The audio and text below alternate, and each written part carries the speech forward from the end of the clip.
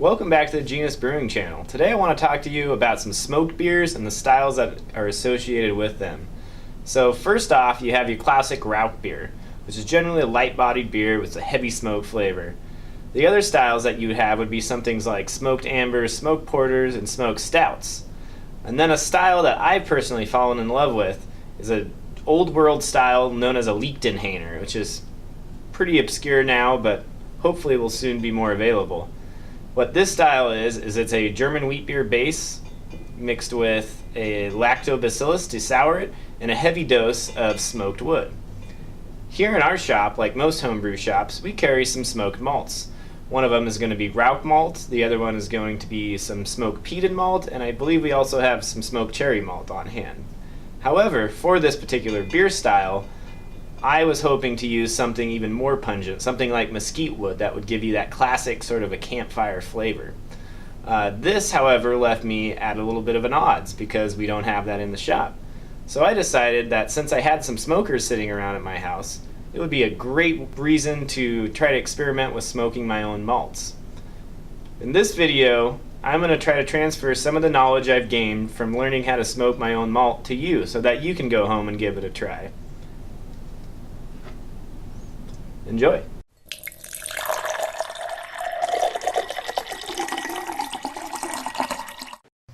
To get started, you'll need some fine metal screen, a smoker, wood chips or pellets, and some pale malted barley.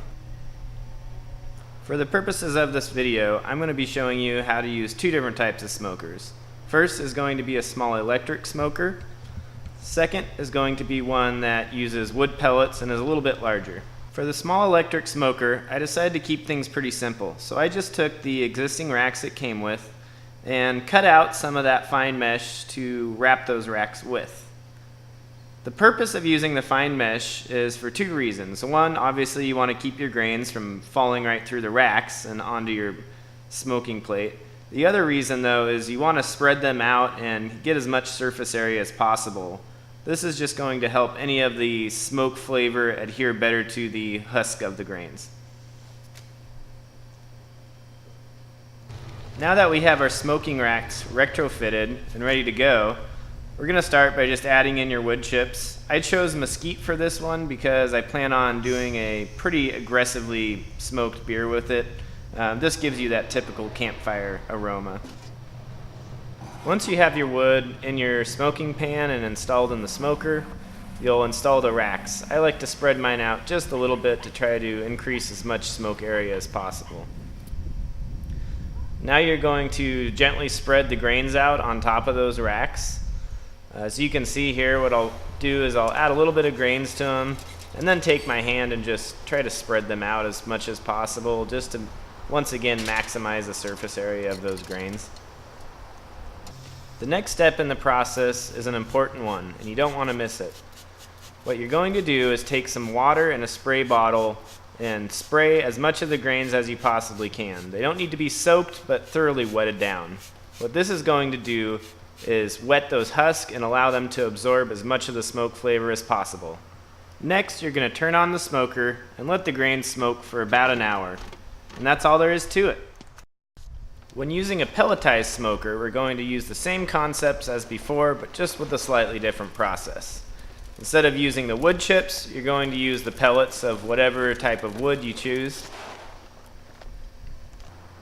Next, you'll take that fine mesh screen again and put it into the smoker. As you can see here, I took the liberty to actually frame out a small cage, so to speak, that will retain those grains in there without spilling all over the smoker. And then of course what you'll do again is spread the grains out over the smoker. What I've found is that spreading the grains thinly over the screen tends to maximize flavor. Generally I try not to go any more than about a ½ an inch thick at any given spot. So like before, I'm going to wet them down with some distilled water. And after that, I will turn the smoker on and once again let that smoke for about an hour. One thing I found with the pelletized smoker versus the smaller electric smoker is that it tends to smoke a little bit on the hotter side, which can actually add some roastiness. One way to get away with this would be to put a cold box on it, but once again, that's just going to come down to personal preference.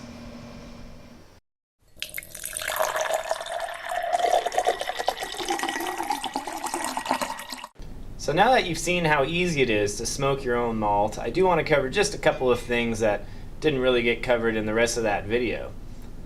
So first off, if you smoke at a higher temperature, you're going to lose what's called diastatic power in the malts. So anything above about 160 degrees, just like if you were to mash a grain, you're going to denature the enzymes in the malt that help to convert it. This isn't a bad thing, it just means you can't plan on using that malt as your base malt anymore, which for the most part you won't need to. Usually a pound or so of smoked malt will give plenty of flavor in a beer. Another thing to consider is the type of wood you use to smoke that beer with. Depending on whether you use cherry wood, alder, maple, plum, mesquite in my case, or even a mixture of these woods, they'll all contribute slightly different flavors to the beer. For that, I'd suggest doing research on what style of beer you want to brew and what the most appropriate wood would be to get that style of beer. Other than that, I hope you enjoyed the video. Don't forget to subscribe down below and also give us a thumbs up if you like our channel. If you want to support the shop, go ahead and visit our Amazon page or just come in.